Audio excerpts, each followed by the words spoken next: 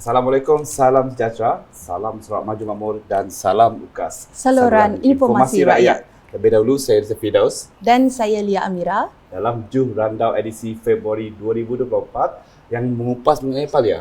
Ya Daus, topik kita hari ini adalah mengenai keselamatan dan keterjaminan makanan di Sarawak. Wow, menarik dia. Semestinya. Jadi untuk itu khas kita menjemput Yang Berhormat Datuk Seri Dr. Stephen Windy Utom, Menteri Industri Makanan, Komoditi dan Pembangunan Wilayah Sarawak. Selamat datang Datuk Seri. Terima kasih. Datuk Seri sihat? Sihat. Alhamdulillah. Cukup makan. Cukup makan ya. Macam Firdaus. Baik, dan jom kita mulakan Juh Randau kita pada hari ini, Lia. Okey, silakan. Baik, kita sedia maklum Datuk Seri bahawa keselamatan dan keterjaminan makanan merupakan aspek penting dalam industri makanan bagi memastikan makanan yang disediakan kepada pengguna adalah selamat, berkualiti, tinggi dan bebas daripada risiko kesihatan, Datuk Seri. Betul. Jadi sudah tentu terdapat beberapa aspek yang perlu diambil kira dalam konteks keselamatan dan keterjaminan makanan ini, dan mungkin Datuk Seri boleh kongsikan secara ringkas usaha-usaha kerajaan Sarawak melalui Kementerian Datuk Seri dalam memastikan keselamatan dan keterjaminan makanan di Sarawak. Pertamanya, terima kasihlah kerana sudi menjemput saya ke studio UKAS yang serba indah ini. Salam sejahtera dan selamat pagi kepada semua penonton-penonton, terutamanya yang berada di luar bandar. Saya harap mereka dapat mendengar sedikit sebanyak ulasan yang kita akan huraikan pada masa ini. Kita sedia maklum bahawa sebelum saya pergi ke keterjaminan makanan ini, pada ketika ini kita mendengar seluruh negara dan juga dunia dan menghadapi kekurangan ataupun keadaan makanan yang tidak terjamin. Berarti kita terpaksa menggunakan pendekatan yang saya rasa perlu diubah suai. Pertamanya, kita perlu mematikan dan menangani masalah ini dengan tumpuan food security ataupun keterjaminan makanan. Pada masa yang sama, kita harus juga memelihara ekonomi untuk terutamanya petani-petani yang tinggal di luar bandar yang kita anggap masih kebelakangan, seperti keadaan yang tidak menentu pendapatan dan sebagainya. So, kita perlu pendekatan keterjaminan makanan dan juga sosioekonomi ataupun komoditi. Sebab itulah saya rasakan pemodenan pertanian dan juga penggunaan wilayah mungkin belum kita serasikan atau sesuai. Itu sebab saya tukar dengan persetujuan Yang Berhormat Premier, kita tukar kepada food industry, commodity dan regional development. Kenapa saya tukar? Saya mahu petani-petani merasakan semua usaha titik peluh ini berbaloi. Berarti apa yang mereka lakukan akan mempertingkatkan keadaan sosioekonomi mereka. Ini penting kerana kalau tidak, sukar kita untuk menarik minat, iaitu petani-petani yang muda, moden dan sebagainya. Cara kita lakukan adalah seperti keadaan yang ada pada ketika ini. Makanan ini mesti sentiasa ada, paling penting. Dan mesti accessible kepada semua orang. Dan juga kita boleh makan makanan yang mempunyai kualiti dan juga konten yang sesuai untuk pembunuhan sepertinya otak kita, badan fizikal dan sebagainya. Jadi ini mesti stable. Walaupun production cost untuk kita mengeluarkan adalah tinggi kerana kita memerlukan complete supply chain.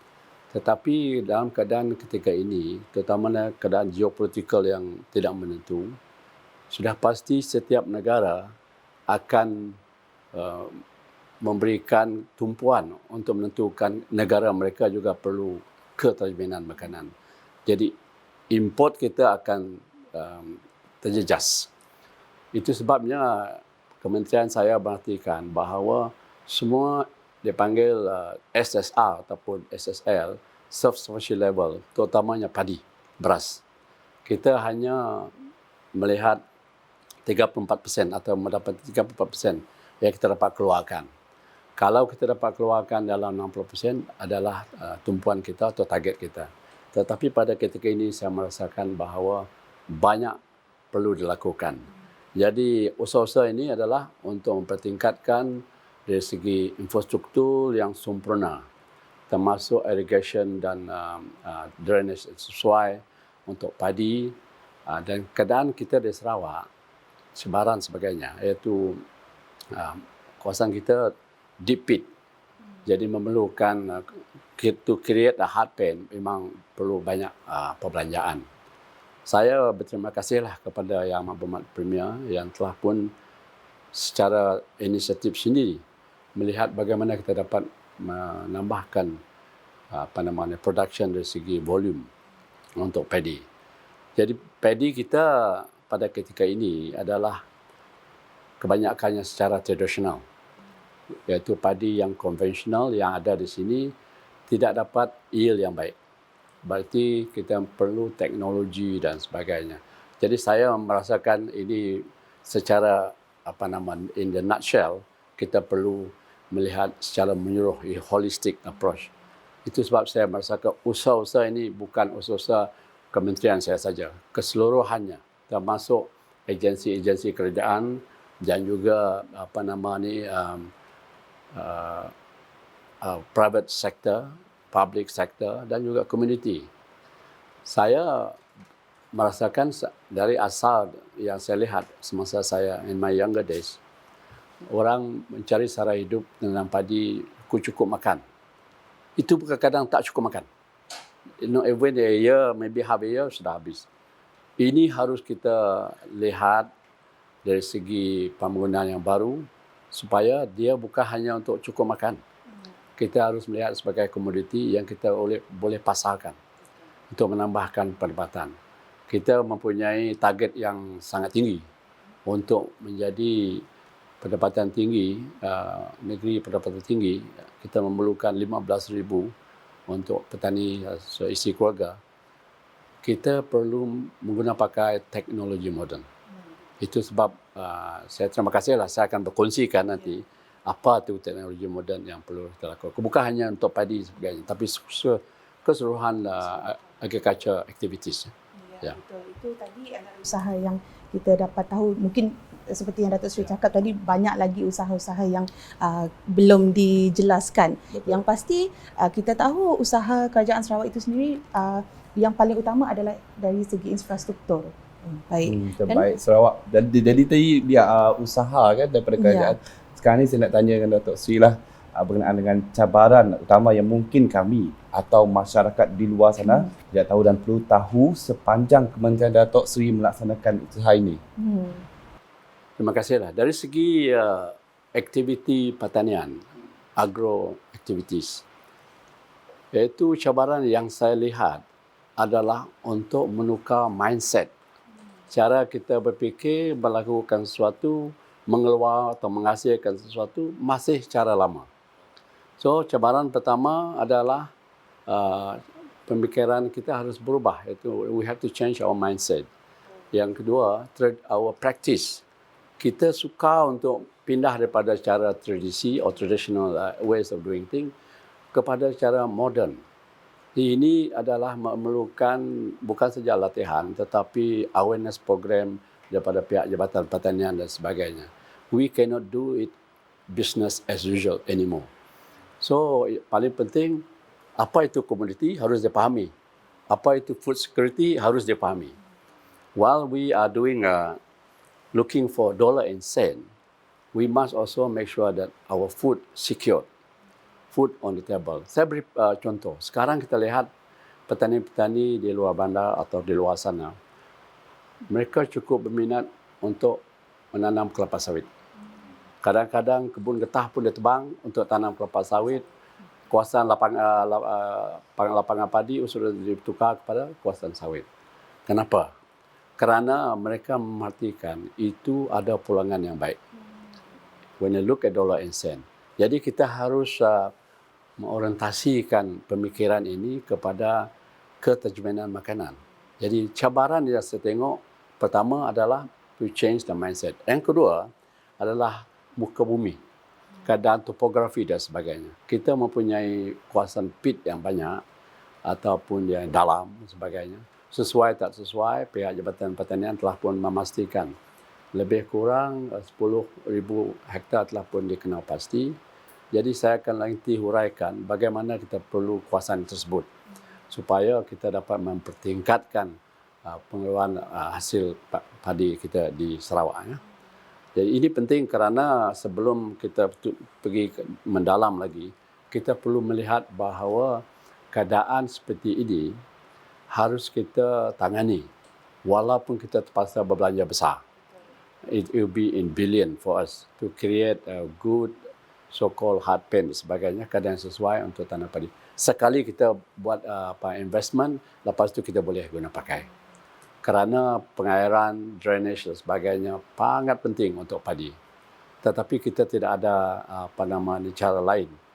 Kita terpaksa mengeluarkan padi atau beras yang cukup atau melebihi supaya kita dapat ekspor 20-30 post-COVID development strategy. Kita perlu untuk mencapai target yang kita telah pun diberikan tugas ini daripada kerajaan Sarawak supaya kita dapat melihat bahawa food security, keterjaminan makanan memang kita perlu tangani bersama. Penting untuk kita.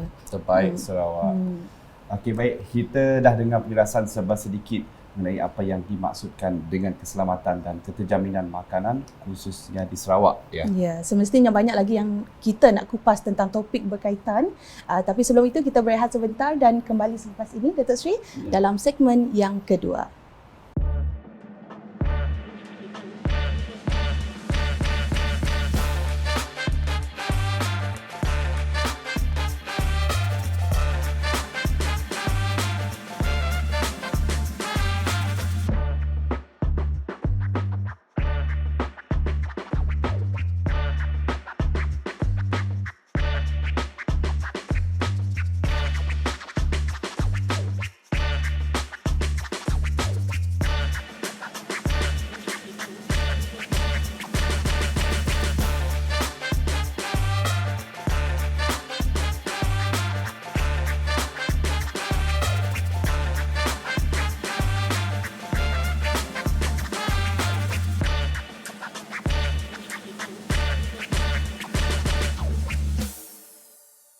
Selamat bersua kembali dalam rancangan Johor Randau edisi kali ini yang membicarakan topik mengenai keselamatan dan keterjaminan makanan di Sarawak. Bersama tetamu istimewa kita yang berhormat Datuk Seri Dr. Stephen Wendi Utom, Menteri Industri Makanan, Komoditi dan Pembangunan Wilayah Sarawak. Datuk Seri okey? Okey, Kita teruskan Datuk Seri? terima kasih. Baik Datuk Seri. Tadi dah dijelaskan mengenai apa itu keselamatan dan keterjaminan makanan secara umum dan sekarang kita nak tahu bagaimana pula dengan pendekatan pihak Kementerian Datuk Seri dalam memastikan sektor pertanian dan ekonomi luar bandar kita terus maju dan moden. Kalau kita sebut ekonomi luar bandar, memang kebanyakannya dari segi petani dan pertanian. Memang kita harus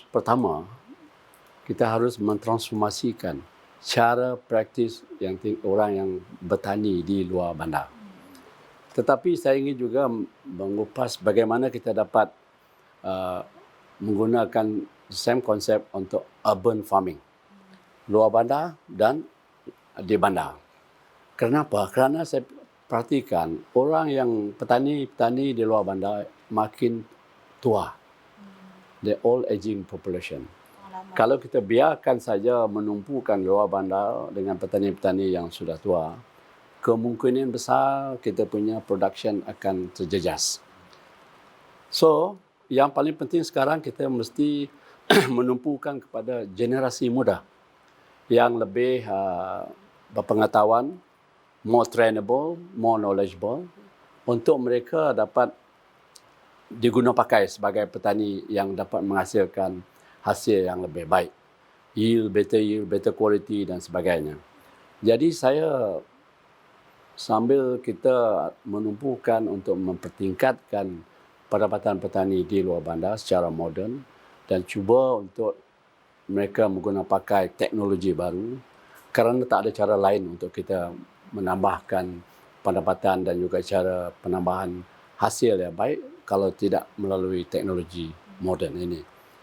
Itu satu. Yang kedua, keadaan tanah di luar bandar kebanyakannya of course makin sehari makin kurang dan sebagainya kerana orang makin banyak menggunakan crops ataupun hasil-hasil yang lain. Tetapi saya lihat yang memberangsangkan pada ketika ini adalah yang dilakukan kita precision farming, fertigasi, TKPM dan sebagainya. Precision farming ini kita menumpukan cara bagaimana kita dapat mempertingkatkan hasil kita. Cara menggunakan IoT, smart farming dan sebagainya. Kita telah pun cuba menunjuk bagaimana ini boleh dilakukan di kawasan Rampangi. Menggunakan HPS iaitu tadahan hujan ataupun greenhouses, menghasilkan cili, melon dan sebagainya. Cara baru menggunakan IoT. Tapi saya lihat ini harus diperkasakan. Kerana kalau kita tidak sustainable approach, susah kita mau memberikan memberikan promosi kepada orang-orang muda. Jadi urban farming yang saya lihat, saya telah pun melawat 2-3 hari yang lepas. Konsep dia farm to kitchen. Urban farming. Tempat yang saya lihat ni, yang saya lawati ini adalah hanya lebih kurang setengah ekar, which is about 63 point. Dia menghasilkan aquaponic, sayur sebagainya, ikan sebagainya dalam satu kawasan setengah ekar. Saya diberitahu oleh beliau bahawa hasil beliau sama dengan 5 ekar kalau di luar sana. So, kalau kita berikan keadaan yang demikian kepada orang-orang muda, mereka akan lebih tertarik. Katalah kita beri 1 ekar, double.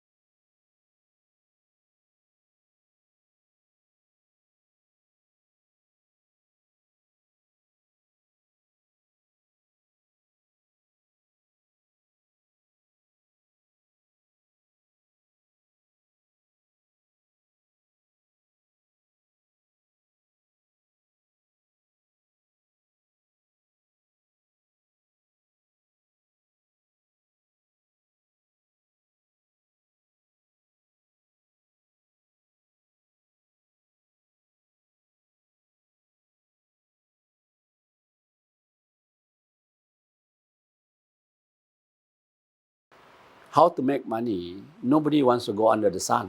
Panas, peluh, kotor tangan, apa semua. That is, agriculture used to be perceived as such. Tetapi kita lihat sekarang, dia pakai handphone saja. Bila baja keluar, bila air keluar, bila hasil sama dapat dihasilkan kalau melon sebagainya, cili sebagainya. So kalau mereka melihat ini, sudah pasti mereka akan tertarik. That's why I said secara menyeluruh bukan saja di luar bandar, di bandar juga.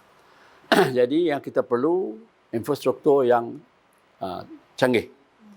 Pengairan canggih, water yang perlu dengan juga telecommunication, semua, api, elektrik dan sebagainya. Jadi kalau di luar bandar, inilah cabaran dia. Kadang-kadang air tak cukup, ada no connectivity, not accessible dan sebagainya. Bagaimana kita harus menangani? Kita melakukan, kita kata agroparks, satek dan sebagainya. Kita menggunakan penumpuan dedicated into one crop. Kita ada beberapa perancangan untuk agropark yang telah pun kita lakukan di Sungai Baji di Serikai. Telah pun siap dan kita akan memanggil. Jadi dalam agropark ini kita akan ada anchor dia, ataupun orang yang berkemampuan mempunyai market link dan sebagainya supaya mereka dapat menjadi off-takers. Jadi TKPM ataupun Taman Kekal Pengelolaan Makanan di sekitar itu boleh menjadi kontrak farming kepada mereka. Bukan saja dari segi crops, dari segi livestock dan sebagainya, ataupun fisheries dan sebagainya. Jadi ini adalah sesuatu yang saya anggap dapat mengubah suai landscape pertanian atau agro business di Sarawak. Jadi kementerian saya dengan agensi di bawah saya, kita akan bekerjasama yang saya panggil Public, Private and Community Partnership supaya ini dapat dilakukan. Sementara kita menarik minat orang-orang dari luar, investor dari luar, daripada Singapura, China dan sebagainya. Tetapi kalau kita tidak dapat mengubah atau transformation of our own farming community, it serves no purpose. It's not about making money, but about how to create so-called game changer for our people. Ini penting. Ini kita coming out of keterjaminan makanan, tetapi untuk memastikan sustainable agro activities ni paling penting dari upstream all the way downstream. Complete supply chain. The ecosystem must be there. That means agriculture department mesti mau melakukan R&D training dan sebagainya. Seperti di Semengguk kita mengeluarkan dalam setahun maybe 100 orang untuk petani moden dan sebagainya. Harus kita guna pakai. Jadi itulah yang saya lihat. Walaupun masa singkat ni banyak cerita mau buat. You have to stop me when But I think yang paling penting adalah supaya rakyat di sana tahu bahawa agriculture atau pertanian ini bukan hanya mengotorkan tangan, pakai topi, seperti kata yang Muhammad Premier, pakai sangkul, dan juga deemed to be so-called people yang inferior. Bukan. We can make money. Actually, what we can do is tell people that revenue daripada pertanian ini masih very, very important for our GDP in Sarawak, in Malaysia. Ya, betul. Semestinya semua yang Datuk Seri jelaskan tadi itu berkaitan semuanya, dan di sini kita dapat lihat kita memang tidak boleh, terutamanya petani, memang tidak boleh mengekalkan apa yang manual macam tu, kerana kita mengikut peredaran zaman. Betul. Perlunya moden itu. Bukan saja keperluan dia, Datuk Seri kan. Mungkin dia juga dari segi pendapatan khasnya. Ya, memang kita perlukan. Baik, jadi boleh tak Datuk Seri terangkan pula sedikit langkah pemodenan, pengkomersialan yang telah dilaksanakan oleh Kementerian Datuk Seri? Ya. Inilah satu yang saya sangat-sangat suka untuk kemukakan. Commercialize, commercialization lah sebagainya. Kerana kalau kita melakukan sesuatu dalam fikiran kita, kalau tidak menghasilkan atau hanya untuk short sendiri, forget about it. We have to do something that can give you a good return. Kita anggap ini suatu bisnes. Kalau tak untung, jangan buat. Tapi yang saya lihat pada masa-masa dulu lagi, kita hanya melakukan sesuatu untuk meneruskan tradisi tersebut daripada nenek moyang. Tanam padi, tanam apa sekalipun. Saya suka bercerita selalu, kalau kita shifting cultivation dan sebagainya, kita tidak buat baja dan sebagainya. There's no way. Itu sebab kita shift selalu. Tapi ini dipanggil subsistence farming, sara hidup saja. Tidak boleh membawa kita ke mana-mana. Walhal pertanian adalah our platform ataupun background kita memang bertani. Jadi kalau kita tidak memodernkan dia, there's no way that we can transform the high income economy Sarawak untuk masa hadapan. Jadi kita kementerian melakukan yang saya sebut tadi, Agropark, AIZ, Aquaculture Industrial Zone dan sebagainya. Dan juga kita ada SATEC, ya, kita menggunakan Semengguk dan juga Tarat dan sebagainya. Kita ada program CPPC, iaitu program kita collection center, processing dan sebagainya. Kenapa ini perlu? Kerana kita perlu ada complete supply chain. Kenapa kita perlu complete supply chain? Saya lihat praktis yang sedia ada, apabila diarahkan untuk bertanam menghasilkan sesuatu, no problem. Rambutan, durian dan sebagainya. Tetapi selepas itu, what? Marketingnya problem dan sebagainya. Ada saya lihat kalau rambutan ini, musim rambutan terlalu banyak, harga turun, rambutan pun tak berbaloi, akan menjadi bunga. So this way, the downstream very, very important. Jadi kerajaan melalui kementerian saya dan juga Jabatan Pertanian, kita mau supaya downstream ini harus diperkasakan. Jadi yang paling penting adalah bagaimana kita dapat marketkan hasil jualan kita. Kita terpaksa add value, kita proses sebagainya. Saya ada melawat di Padawan. This lady create durian paste.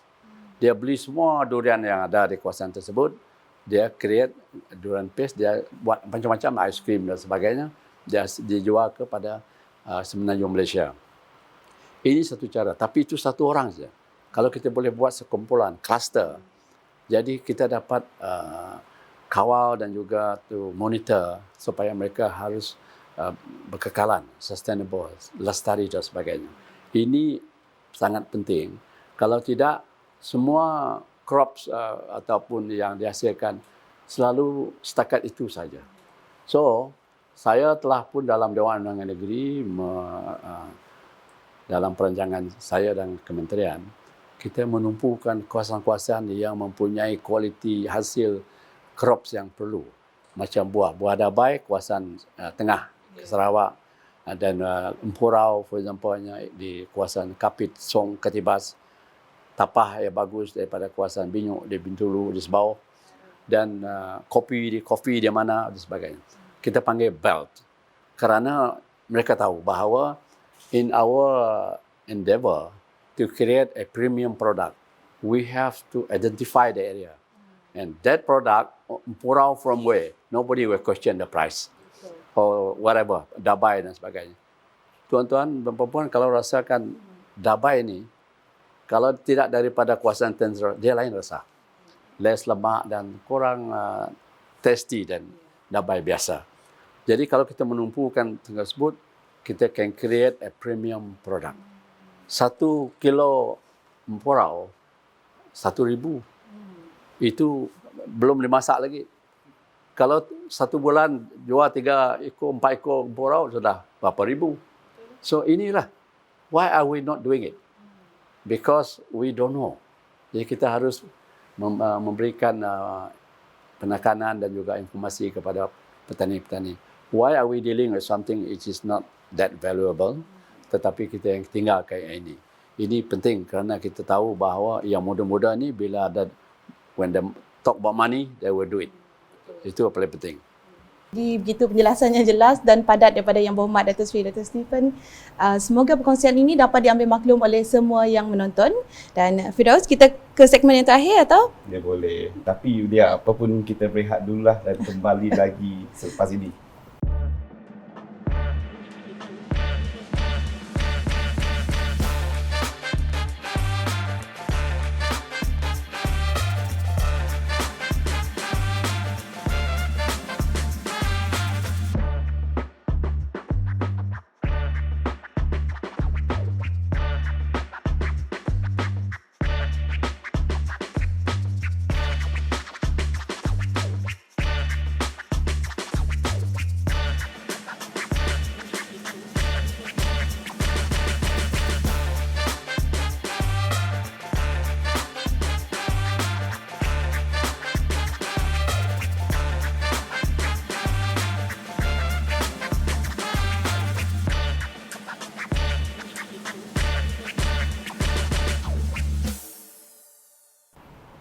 Jurandau edisi kali ini bersama saya Firdaus dan sahabat saya Lia, ditemani tetamu jemputan kita Datuk Seri Dr. Stephen Mudi Utom untuk segmen yang terakhir. Ya, dalam segmen ini Datuk Seri, kita telah dapatkan 2 soalan yang dikemukakan oleh netizen menerusi ruangan komen di social media UKAS, khasnya untuk perhatian Datuk Seri. Dan nampaknya 2 soalan ini berkait rapat Datuk Seri. Jadi soalan pertama mungkin Firdaus boleh terangkan. Baik, soalannya mengenai situasi pengeluaran beras di peringkat Sarawak, Datuk Seri. Pendapat Datuk Seri, apakah matlamat Sarawak untuk menjadi jelapang padi di Malaysia menjelang tahun 2030, Datuk Seri? Akan tercapai. Ya, terima kasih. Jadi ini sudah sedia maklum jugalah keadaan kita di Sarawak memerlukan import beras yang tinggi. Sekarang kita punya SSL self-sufficient level hanya 34%. Berarti 34% saja kita dapat menampung keperluan Sarawak. Selebihnya kita terpaksa import. Jadi kita memerlukan lebih kurang 250,000 metrik tan beras untuk keperluan Sarawak. Kita hanya menghasilkan lebih kurang 87,000 tan, metrik tan saja. Jadi yang selebihnya kita terpaksa import. Ini yang paling penting. Saya mau tekankan di sini bahawa inilah dipanggil food security. Jadi saya berterima kasih kepada Yang Amat Berhormat Premier yang mengambil inisiatif dengan berkolaborasi dengan Universiti Pertanian Malaysia Bintulu. Kita dapat menggunakan maybe variety hybrid yang digunakan di Vietnam, maybe asal daripada Wuhan dan sebagainya, dapat menghasilkan yield yang lebih baik.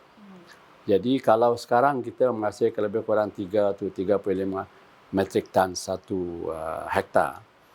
Jadi kalau itu kita tidak dapat menampung. Satu keadaan yang kita ada sekarang adalah kebanyakannya petani-petani kita sudah berubah fikiran. Kalau kita lihat daripada tahun 50-an, 60-an, 70-an, agak tinggi kita punya SSR ni. Tetapi kebelakangan ini semua tumpu kepada crops yang lebih mengeluarkan hasil yang lebih baik, pulangan yang lebih baik. Tapi dalam keadaan kita menangani masalah ketajaman makanan atau food security, kita harus menggunakan teknologi baru. Iaitu infrastruktur seharusnya sampai ke peringkat tertiary drainage irrigation. Dan kita di Sarawak ada mempunyai tempat yang telah pun dikenal pasti, Tanjung Purum, Stumbin, Lingga, Banting, Stumbin, Selepung, dan juga di kawasan-kawasan ini, jadi lebih kurang dalam 10,000 hektar. Kalau kita dapat menggunakan hybrid ini, yang dapat menghasilkan dalam lingkungan 8 metrik tan satu hektar, jadi kita boleh mengeluarkan beras dalam 1 tahun yang menggunakan lebih kurang 5 cycle dalam 2 tahun, menghasilkan lebih kurang 240,000 metrik tan. Sudah memadai keperluan kita by the year 2030. Tapi perancangan ini tidak cukup. Yang Amat Berhormat mengatakan mungkin kita boleh gunakan Limbang Valley. Katalah kita gunakan berapa ribu hektar di sana, kita akan dapat surplus. We will be net exporter of rice dalam by the year 2030. Ini penting kerana kita perlu melihat bukan saja ketajaman makanan, dia boleh menjadi industri. Apa sekalipun yang kita buat, mesti dapat menghasilkan industri. Sebelum kita dapat menghasilkan industri, kita masih dalam keadaan yang lama dulu. So we have to create industry. Itulah saya sebut food industry tadi. Jadi sekarang kita kawasan-kawasan yang kita telah pun usahakan dan dalam perancangan, saya mempunyai keyakinan bahawa kita dapat menghasilkan bukan saja enough to meet our demand, local demand, tapi net exporter, even rice. Walaupun pada satu ketika saya merasakan cukuplah kalau kita nak 60%. So having said that, the investment is going to be big, especially on infrastructure. We need to put so much that kind of money in billion so that we can create sustainable platform sebagainya untuk sawah sebagainya. Dalam 77,000 hektar yang kita ada sekarang, 50% both hill paddy dan juga paddy, wet paddy, penghasilannya because of low yield. Dan petani-petani kita merasakan harga baru-baru ini telah pun dinaikkan, mungkin akan memberikan satu keadaan yang baru. Kerajaan harus mencari bagaimana ikhtiar untuk memberikan keyakinan petani-petani ini supaya mereka tidak akan mengalami kerugian di segi pricing dan sebagainya. Saya melihat usaha ini harus dipertingkatkan. We have to work hard on this. Dan Yang Amat Berhormat Premier also memberikan sokongan yang cukup baik untuk kita melakukan sesuatu. Ini padi. Tetapi kalau dari segi padi to be created into industry, I think that is the future for Sarawak. Saya berharap petani-petani muda harus mengambil peluang ini. Kerana kita mempunyai kawasan yang luas, walaupun kawasan-kawasan tersebut tidak semestinya sesuai. Banyak kawasan yang telah pun dikenalpasti oleh pihak Jabatan Pertanian, our soil scientist sebagainya, yang sesuai, itu kawasannya. Itulah Limbang Valley telah pun dikenalpasti. Lingga Bantin, Stumbin dan sebagainya telah pun dikenalpasti. Satu daripada cabaran, our ability to produce benih. Benih ini paling penting.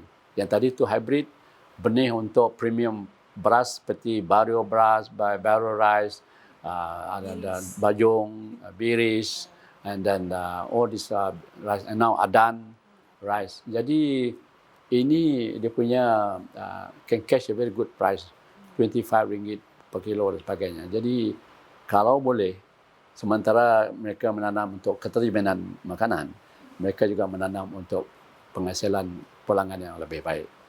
Saya berharap petani-petani di luar sana harus memikirkan kedua-dua ini secara simultaneously supaya kita dapat melakukan.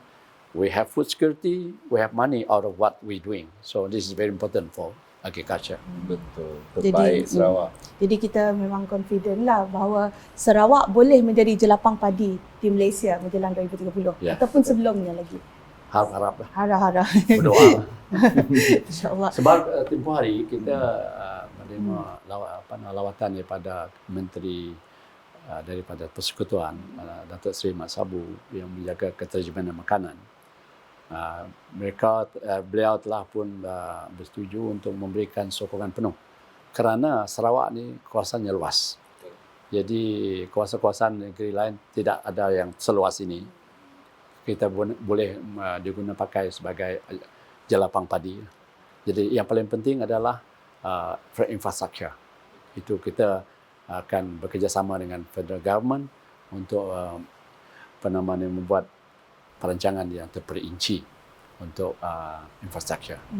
Jadi Tok Sri cakap tadi lah, ini bukan sahaja keperluan dekat Sarawak saja, malah pun di Malaysia, namun di senusantara pun ataupun di dunia lah especially. Ya, memang. Kalau tak makan nasi sehari macam mana? Oh ya, Sebenarnya kita masih mengimport daripada Vietnam, daripada Thailand, daripada India dan sebagainya. Jadi kita tak boleh out of our control. Kita harus menggunakan apa yang kita ada dengan cara teknologi baru, mendapat penghasilan yield yang tinggi. Jadi kita telah melihat ini boleh dilakukan di Sekincan, di Kedah dan sebagainya. Jadi, setidak-tidaknya kita dapat menggunakan cara mereka secara skala besar. Betul. Sebab Sarawak semuanya tak ada yang mustahil, kan Datuk Seri? Baik, seterusnya Sarawak boleh. Ya, Sarawak boleh, sentiasa boleh. Baik, soalan yang kedua berkaitan juga Datuk Seri, tapi ini kita dan netizen tanya kan. Dia cakap apakah perancangan pihak kementerian Datuk Seri dalam mempertingkatkan lagi pengeluaran beras di negeri ini? Mungkin yang paling utama yang mesti seperti yang telah saya pun sebutkan tadi, kita harus pakaikan teknologi baru untuk menambahkan yield. Dan juga kita harus memperkasarkan infrastruktur yang kita boleh guna pakai to be sustainable. Cara baru harvesting, cara baru penanaman, cara baru sebagainya. Dan kita perlukan benih yang paling sesuai, canggih dan dapat mengeluarkan hasil yang lebih banyak. Itu sebab saya sebut tadi sebagai hybrid. Ini antara perkara yang kita telah pun fikirkan dan lakukan. Yang Maklumat telah pun menggunakan Lubuk Punggu sebagai satu plot percubaan dengan Universiti Pertanian. Dilihat, kalau kita lihat satu batang padi, dia mengeluarkan lebih kurang 40 dia punya itu benih. Jadi kita boleh lakukan. Dan ini saya rasa perlu dibuat kerana kalau tidak, volume tidak dapat ditambahkan dan kita masih perlu untuk mengimport. Kalau kita dapat menambahkan volume dan meeting the demand of our Sarawak, for Sarawak people, I think no problem. Itulah yang paling penting yang saya rasakan perlu dilakukan. Jadi kita perlu berbelanja lah. Premier cakap, okay, you just have a look what you can do to just important food security will be secure. Berbelanja boleh asalkan matlamat dan kita mendapat manfaat di situ kan Dato' Sri.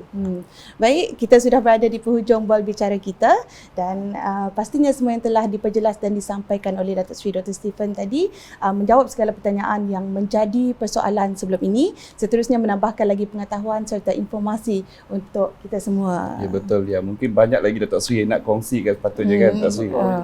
Tak tak habis.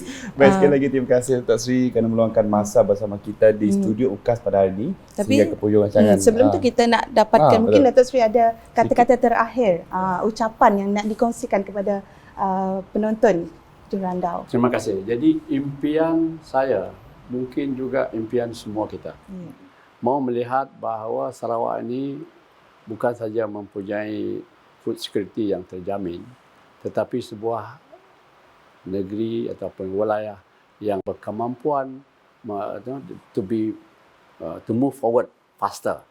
Itu sebab kita mempunyai perancangan post COVID-19 itu supaya kita bekerja ada arah tuju. Saya berterima kasih kepada kepimpinan Yang Amat Berhormat Premier yang cukup fokus kepada apa yang kita perlu lakukan. Kalau pada satu ketika dulu, mungkin kita kurang mampu untuk melakukan sesuatu secara besar. Tapi ketika ini, kita ada kemampuan. So, kita gunakan untuk supaya kita dapat membangunkan Sarawak untuk kepentingan rakyat Sarawak. So, whatever we do, we will make sure that it will benefit people in Sarawak. Not only for Sarawakian, we also can be a net food exporter by the year 2030. Itulah target kita dan juga inspirasi kita untuk supaya kita terus berusaha. Kita memerlukan usaha ke semua lapisan masyarakat Sarawak dan juga pihak kementerian dan pihak yang bertanggungjawab perlu bekerjasama supaya kita dapat meneruskan pembangunan dari segi pemampanan pertanian di wilayah Sarawak. Terima kasih. Akhir Jurandau kita pada hari ini, saya perkenalkan diri saya Firdaus. Dan saya Lia Amira. Salam UKAS. Saluran Informasi Rakyat. Assalamualaikum. Terima kasih Dato' Terima kasih, Dato' Sri. Jumpa lagi. Jumpa lagi.